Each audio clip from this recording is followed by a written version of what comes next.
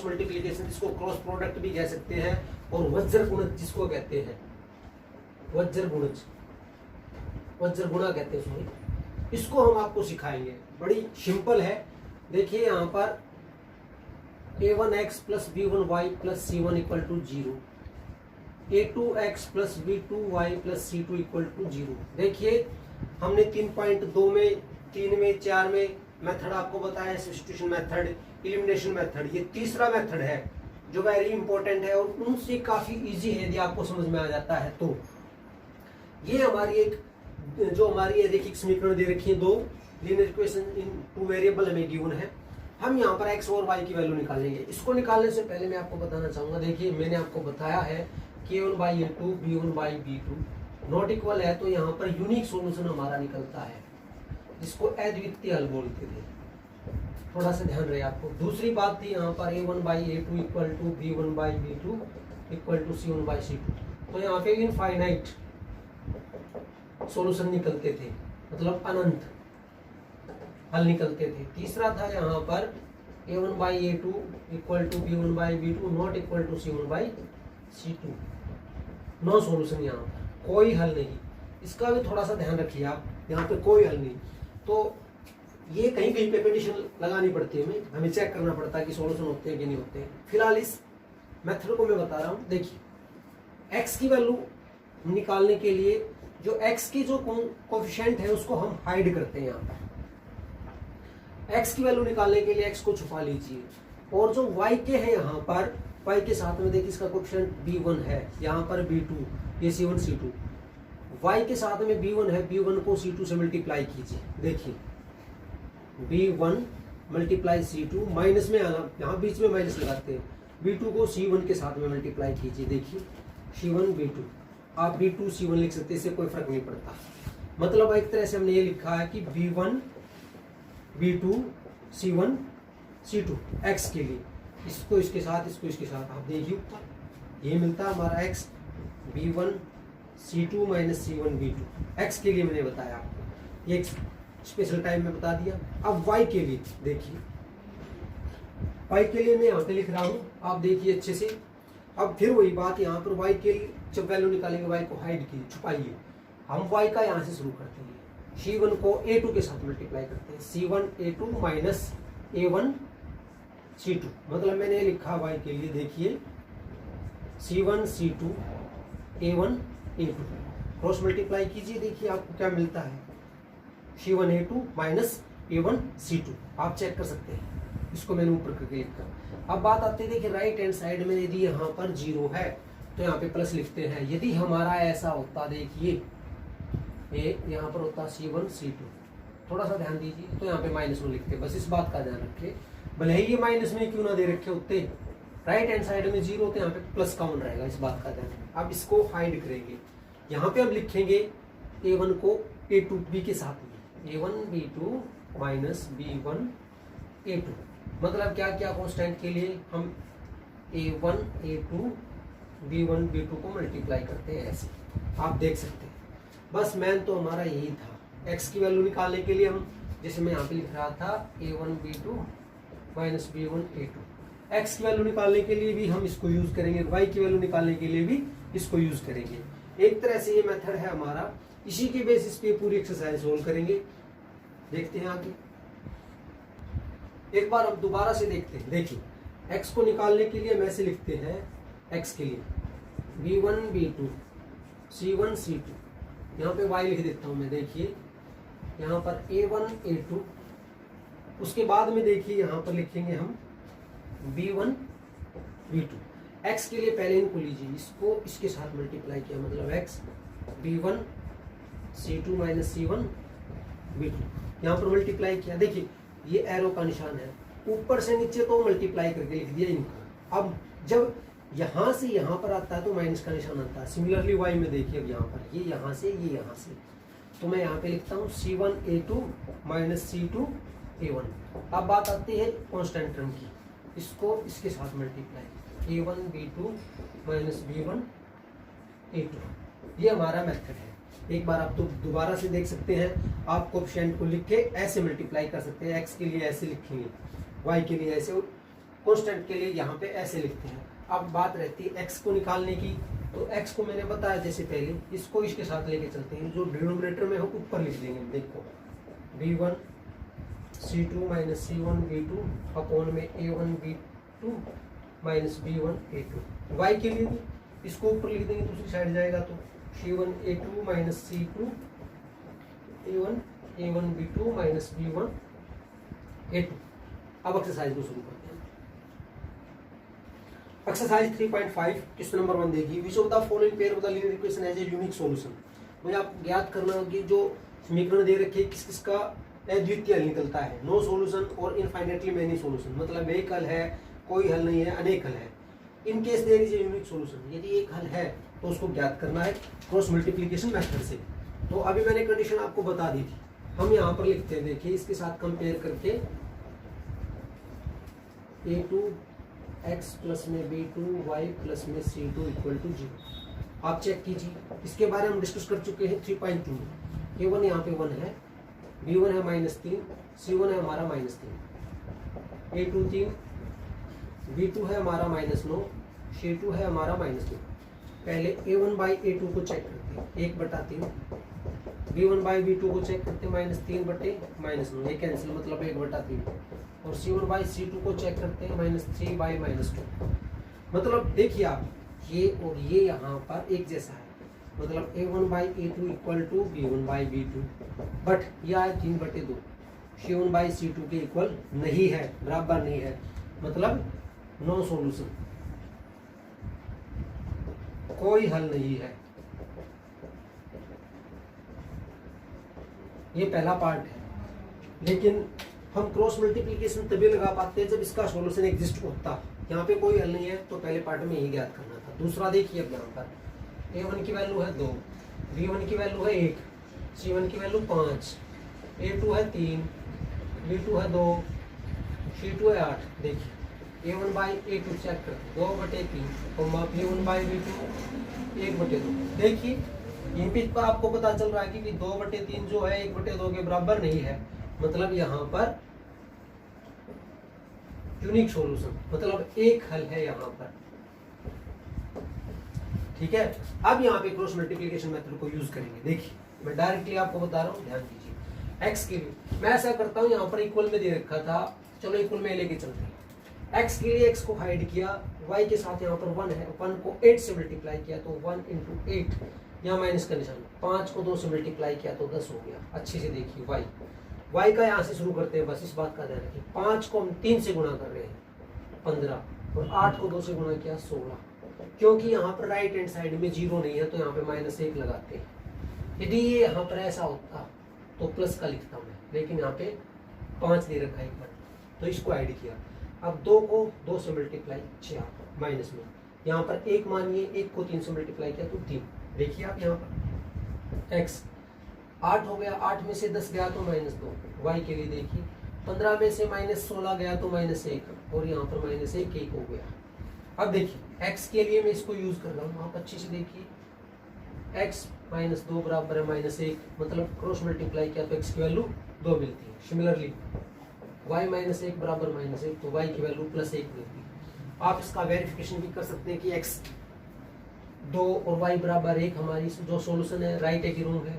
First equation में put कीजिए, जैसे पहले सिखाया आपको, x की जगह पे 2 लिखा 2 और y की जगह पे 1 लिखा, तो 2 दूनी 4 जमा 1 बराबर 5, राइट हैंड साइड 5 के बराबर है, मीन्स हमारे राइट सॉल्यूशन है। तो ये क्वेश्चन नंबर 1 है। उसके बाद नेक्स्ट देखिए क्वेश्चन नंबर 2 करते हैं उसके बाद में। क्वेश्चन नंबर 2 का फर्स्ट पार्ट यहाँ पे दे रखा कि for what value of a and b this equation have infinite number of the solution.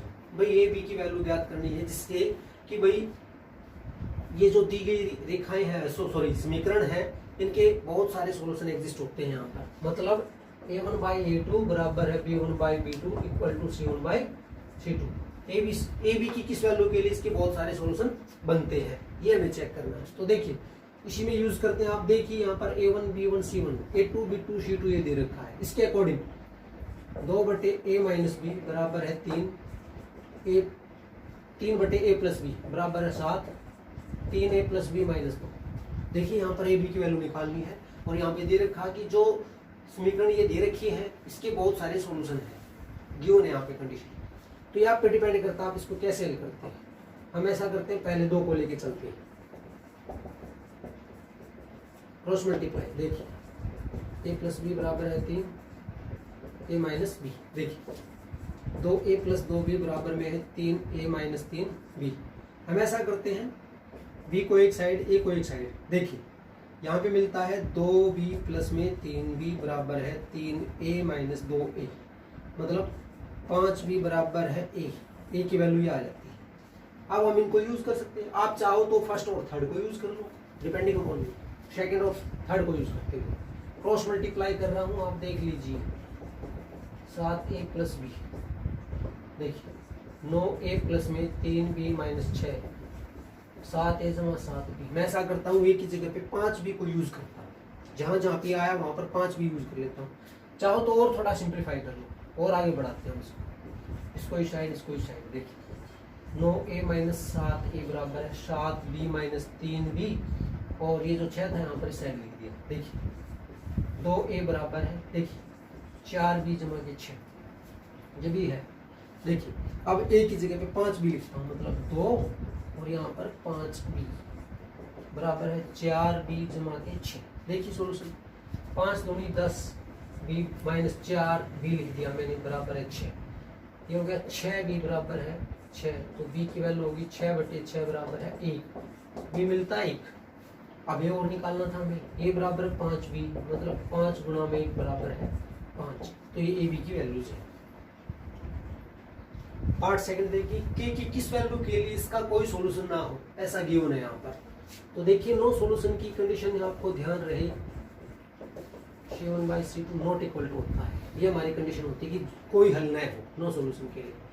तो कंपैरिजन करने के बाद में मैं लिखता हूँ यहाँ पर k की वैल्यू निकालनी है नॉट इक्वल टू 1, 2 के प्लस 1। हम ऐसा करते हैं, इन दोनों को लेके चलते हैं। देखिए क्रॉस मल्टीप्लाई कर दिया मैंने यहाँ, प्लीज सी केयरफुली। यहाँ पे मिलता है 2k माइनस 1, ये 3k माइनस 3 बराबर है 2k माइनस 1। k को एक साइड, विदाउट k को एक side, 3k minus 2k minus 1 plus में 3, यहाँ पर k बराबर है 2। ये हमारा आंसर, दैट्स ऑल। इसके बाद में क्वेश्चन नंबर 3 को ट्राई योरसेल्फ। क्वेश्चन नंबर 4 देखिए, from the pair of the linear equation the following problems and find their solution if they exist by any algebraic method. देखिए यहाँ पर आप 3 मेथड मैंने बताया, एलिमिनेशन मेथड, सब्स्टिट्यूशन मेथड और cross multiplication. तो इन तीनों में से आप पे डिपेंड करता है आप किस मेथड को यूज करना चाहते हो। फर्स्ट पार्ट को हम देखते हैं, part of the monthly hostel charge is fixed. देखिए हॉस्टल में जो है एक किराया नियत है, हॉस्टल का किराया फिक्स है, and remaining depends on the number of the days one has taken food in mess. और जो अतिरिक्त जो खर्चा है वहां पर वो प्रतिदिन भोजन के अनुसार है कि आप कितने दिन मेस में भोजन लेते हो। When a student A takes food for the 20 days, she pays ₹1,000 as a hostel charge. जब कोई एक छात्र 20 दिन के लिए हॉस्टल में रहता है तो उसको 1,000 रुपए पे करने पड़ते हैं। Whereas student B who has takes food for the 26 days has ₹1,180 as a hostel charge. अन्य कोई दूसरा छात्र है जो 26 दिन के लिए रहता है, उसको 1180 पे करने पड़ते हैं। Find the fixed charge and the cost of the food per day. तो इसका जो नियत किराया है वो आपको ज्ञात करना है, फिक्स चार्ज, और cost of the food per day, और प्रतिदिन का जो भोजन का किराया है वो ज्ञात करना है आपको। तो देखिए यहाँ पर माना नियत किराया, नियत को बोलते हैं फिक्स चार्ज, फिक्स्ड चार्ज। हम मान के चलते हैं X रुपीज, एंड प्रतिदिन का किराया जो है, प्रतिदिन भोजन का किराया या खर्च कह सकते हैं, भोजन का खर्च Y rupees per day food cost. ठीक है, अकॉर्डिंग टू क्वेश्चन देखिए, क्योंकि देखो जो रूम रेंट है वो तो हमारा फिक्स रहेगा। यहाँ पर नियत किराए की बजाय आप रूम रेंट कह सकते हो आप एक तरह से। ठीक है, नियत किराया हमने ये X मान लिया और पर डे जो फूड चार्ज है वो हमने Y मान लिया। तो कोई छात्र जो है पहले ये जो छात्र है वो 20 दिन के लिए रहता है तो उसका फिक्स चार्ज तो ये हो गया, बट 20 डेज के लिए ये लिख दिया हमने और उसको वो पे करता है 1000। सिमिलरली अन्य कोई छात्र वो 26 डेज के लिए रहता है यहाँ पर और वो पे करता है ये। हमें X और Y की वैल्यू निकालनी है। अब आप पे डिपेंड करता है आप किस मेथड को यूज करना चाहते हैं, क्रॉस मल्टीप्लिकेशन, सब्स्टिट्यूशन या एलिमिनेशन मेथड। हम ऐसा करते हैं, एलिमिनेशन मेथड से बताता हूँ मैं इसको।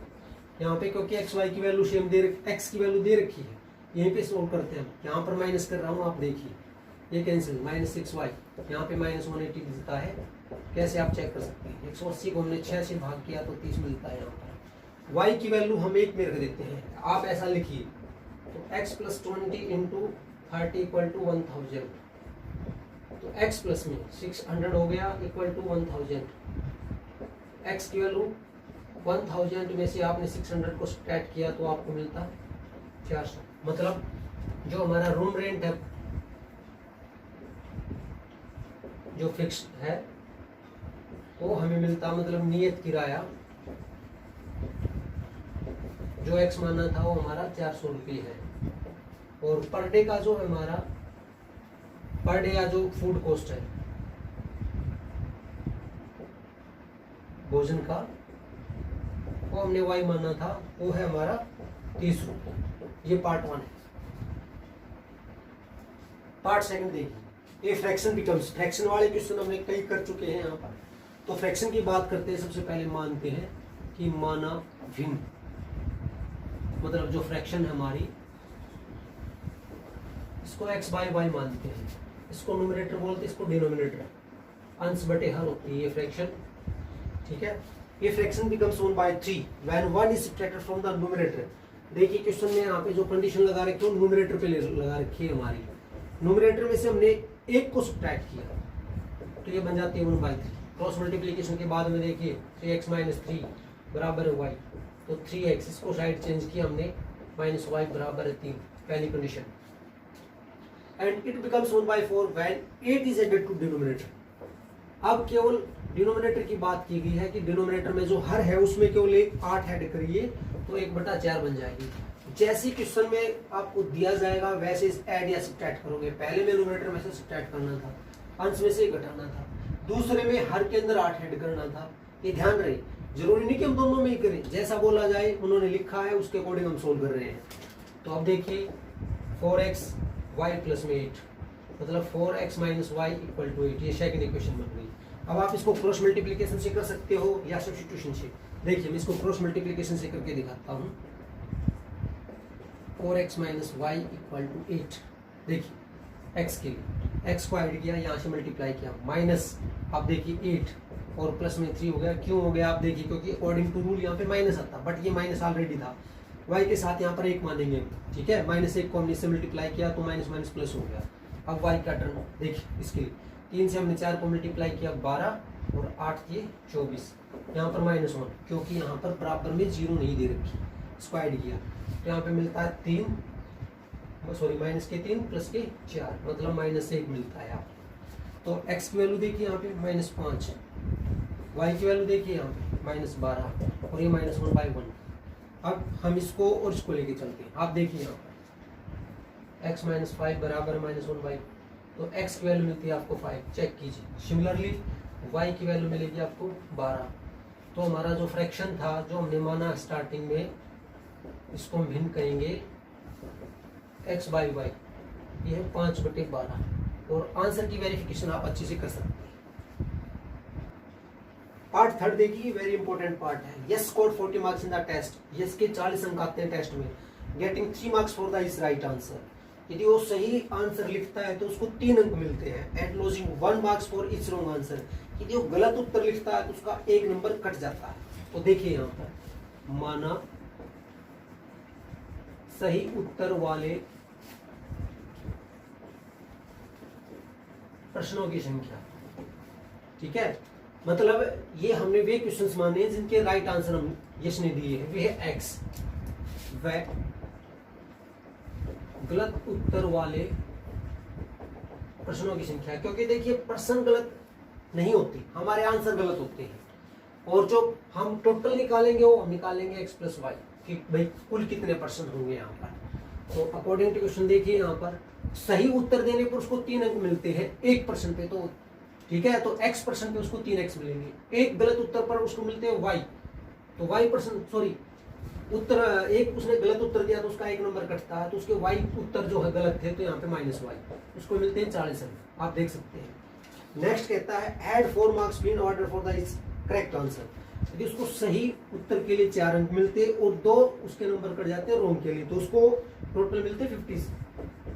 यहाँ पे XY हमने निकालेंगे, आप इसको चेक करके देखना, हो सकता है कि x की वैल्यू आपको 15 मिले और y की वैल्यू यहाँ पर 5 मिले, इट में भी पॉसिबल, हम वैसे लेके चल रहे हैं।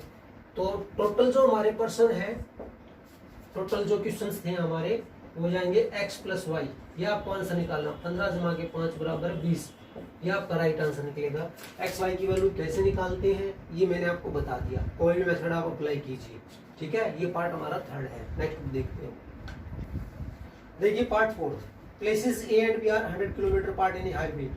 भाई 2 स्थान है ए और बी जो 100 किलोमीटर दूर है एक दूसरे से, मतलब मान के चलिए यहाँ पर ए एक जगह है और बी दूसरी जगह है, इनके बीच की जो दूरी दे रखी है वो 100 किलोमीटर दे रखी है। वन कार स्टार्ट फ्रॉम ए, एक जगह से एक कार शुरू होती है और दूसरी बी से स्टार्ट होती है। The car travel in the same direction different speeds, they meet in the 5 hours.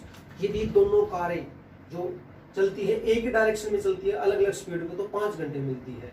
If they travel towards each other, यदि वे एक दूसरे के विपरीत चलती है, ठीक है, दे मीट इन 1 आवर, वे 1 घंटे मिल जाती है। What are the speed of the 2 cars, दोनों की जो ए से शुरू होने वाली कार है और बी से शुरू होने वाली कार, इनकी स्पीड हमें निकालनी है। देखिए आप, माना ए से चलने वाली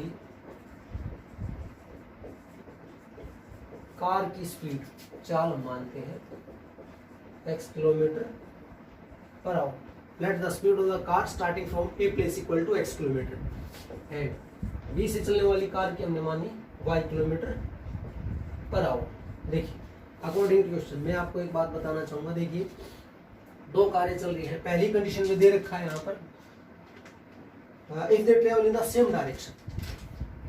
यहाँ पर मैं आपको एक बात और बताना चाहूंगा, जो समय होता है हमारा, या ऐसा मानिए जो दूरी होती है, डिस्टेंस इक्वल टू, मैं तो concept distance equal to speed into time होता है। जो दूरी होती है हमारी वो चाल गुणा में समय होता है, ठीक है, इस बात को आप ध्यान रखिए, बस ये हमारा मेन कंसेप्ट है।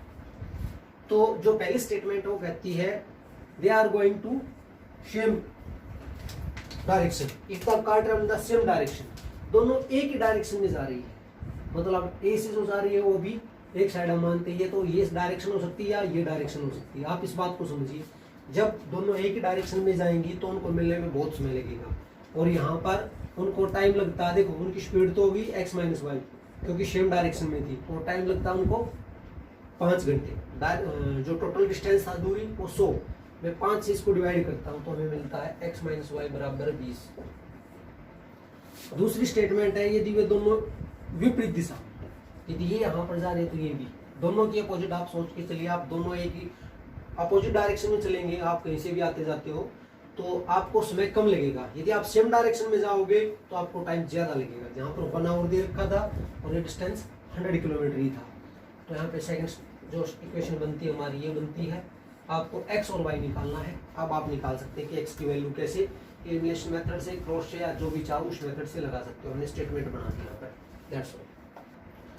फिफ्थ पार्ट देखिए, the area of rectangle gets reduced by 9 square unit if the length is reduced by 5 unit and the breadth is increased by 3 unit. एक आयत का क्षेत्रफल 9 यूनिट से कम हो जाता है यदि हम उसकी लेंथ को तो 5 यूनिट से घटा देते हैं और ब्रेथ को, चौड़ाई को हम 3 यूनिट से बढ़ा देते हैं। पहले इसी की बात करते हैं। देखिए माना लंबाई लेंथ हमने x मान लिया और जो चौड़ाई है ब्रेथ उसको हमने y मान लिया, तो आप देखिए एरिया क्या बनता है, जो हमारा क्षेत्रफल है वो बनता है, आपको ध्यान हो, लंबाई गुणा चौड़ाई, जो आयत बनता है उसका ये क्षेत्रफल होता है, तो एरिया हमारा x गुणा y बनता है। अब स्टेटमेंट के अकॉर्डिंग हम पढ़ते हैं। देखिए ये क्षेत्रफल 9 यूनिट से कम हो जाता है यदि हम उसकी, if length is reduced by 5 unit, length को हमने घटाया 5 यूनिट से और जो ब्रेथ है उसको बढ़ाया 3 यूनिट से। ये पहली स्टेटमेंट हमने लिखी। पहले इसी को सोल्व करते हैं, क्रॉस मल्टीप्लाई नहीं, वैसे नॉर्मल मल्टीप्लिकेशन, x को y से, xy प्लस में 3x माइनस 5y माइनस के 15 x y minus x y से ये कैंसिल। देखिए 3x माइनस 5y, इसको दूसरी साइड लिखा माइनस 9 प्लस के 15 बराबर है 6। पहली इक्वेशन बन गई। नेक्स्ट कहता है if you increase the length by 3, length को हमने 3 से बढ़ा दिया और ब्रेथ को एंड द ब्रेथ बाई 2, यदि हमने ब्रेथ को 2 से बढ़ा दिया तो एरिया इंक्रीज हो जाता है 67 यूनिट से। अब देखिए एक्स वाई प्लस में 2x, पहले x से मल्टीप्लाई इसके साथ में, अब y से बराबर है एक्स वाई प्लस में 67, इससे कैंसिल हो गया। 2x plus 3y equal to 67 minus 6 that is 61। अब दो इक्वेशन मिल गई हमें यहाँ पर। देखिए 3x माइनस 5y बराबर है 6 और यहाँ पर है 2x प्लस में 3y बराबर 61। हम क्रॉस मल्टीप्लिकेशन से करते हैं, -5 से हम इसको मल्टीप्लाई करते हैं, -5 इंटू 61 माइनस में 6 इंटू 3। आप चेक कर लीजिए y की वैल्यू यहाँ से 6 दूनी 12 माइनस 61 गुणा के 3 बराबर माइनस। देखिए 9 प्लस के 10, चेक कर लेना आप यहाँ पर। तो x की वैल्यू इससे मल्टीप्लाई कर रहा हूँ यहाँ पे -530 माइनस 18, y की वैल्यू 12 माइनस में 3 6 3 18 बराबर -1 और यहाँ पर बन गए 19। देखिए सब माइनस है तो यहाँ पर देखिए आप ये हो गए यहाँ पर 323, आप चेक कर लीजिए बराबर y की वैल्यू इसमें से सब्ट्रैक्ट किया यहाँ पर 171 इक्वल टू -1/9। पहले x के लिए वैल्यू कैलकुलेट करता हूँ। देखिए यहाँ पे लिखता हूँ ये -323 बटे में माइनस के 19 हो गए, माइनस से माइनस के 19 एक 19 हो गए यहाँ पर। ठीक है, आप चेक कीजिए 32 में से हमने 19 को घटाया तो यहाँ पर रह गए 3 1 33 और 19 30, आप चेक कर सकते हो। ठीक है, सिमिलरली y की वैल्यू निकालते हैं, -171 बटे में -19 था, इसे कैलकुलेट किया हमने यहाँ पर तो 19 में आप चेक कीजिए यहाँ पर 9, मतलब x की वैल्यू 17 और y की वैल्यू 9। तो मतलब लेंथ जो हमारी थी x जो था हमारा 17 और जो ब्रेथ थी हमारी y इक्वल टू 9। ये हमारा क्वेश्चन नंबर 5 है। तो ये एक्सरसाइज हमारी 3.5 है। उम्मीद करते हैं आपको समझ में आए। Thank you.